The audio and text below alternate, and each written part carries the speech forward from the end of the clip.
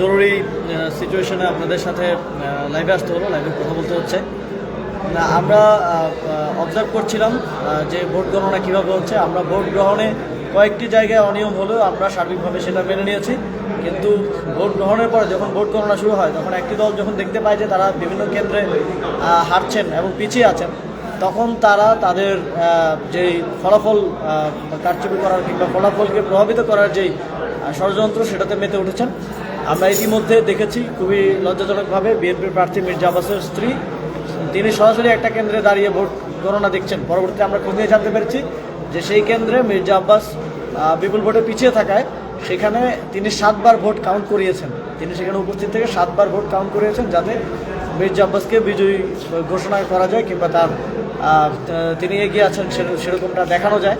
এবং এটা আমরা কোনোভাবেই এই ধরনের কার্যক্রমকে মেনে নিব না। এবং আমরা দেখছি যে কিছু কেন্দ্রে যেখানে ইতিমধ্যে তারা অনেক পিছিয়ে আছে, ফলে সেখানে তারা ছাত্রদলের নেতাকর্মীরা, বিএনপির নেতাকর্মীরা সেখানে গিয়ে সেই কেন্দ্রগুলোতে তারা সেই কেন্দ্রের ফলাফল মেনে নেবেন না বলে তারা ঘোষণা দিচ্ছেন এবং প্রিজাইডিং কর্মকর্তাদেরকে চাপ প্রয়োগ করছেন।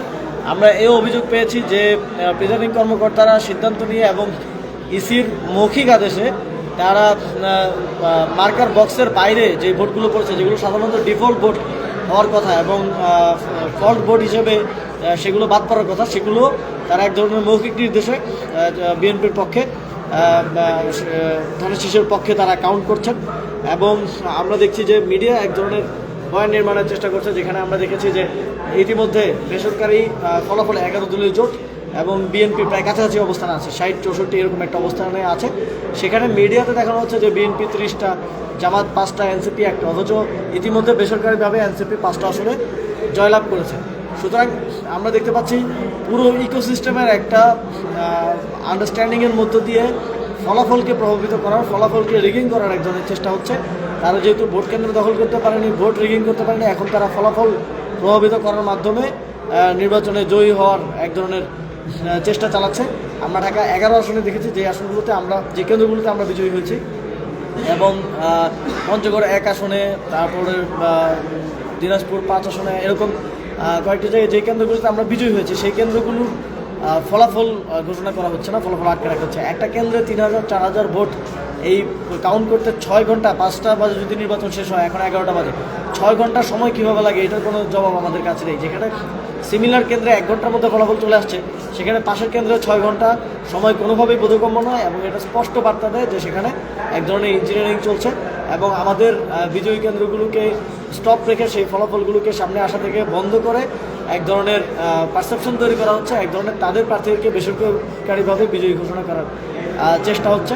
আমরা ইসির কাছে দাবি জানিয়েছিলাম যে আপনাদের কাছে যেই কেন্দ্রগুলোর আসনগুলোর ফলাফল দ্রুত আগে আসবে সেগুলো আগে ঘোষণা করতে হবে, কিন্তু আমরা দেখছি যে তারা বেসরকারিভাবে 11 দলীয় জোটের বিজয়ী আসনগুলো ঘোষণা না করে বরং বিএনপির বিজয়ী আসনগুলো আগে ঘোষণা করছেন এবং নিউমেরিক্যালি বিএনপিকে বেশি দেখানোর একটা চেষ্টা করছেন। আমরা শঙ্কা করছি যে ঢাকা 8 আসন, ঢাকা 11 আসন, পঞ্চগড় 1 আসন, কুড়িগ্রাম 2 আসন, নোয়াখালী 2 আসন, দিনাজপুর 5 আসন, এরকম আমাদের 7-8টি আসনে ফলাফল প্রভাবিত করার, ফলাফল রিগিং করার চেষ্টা চলছে।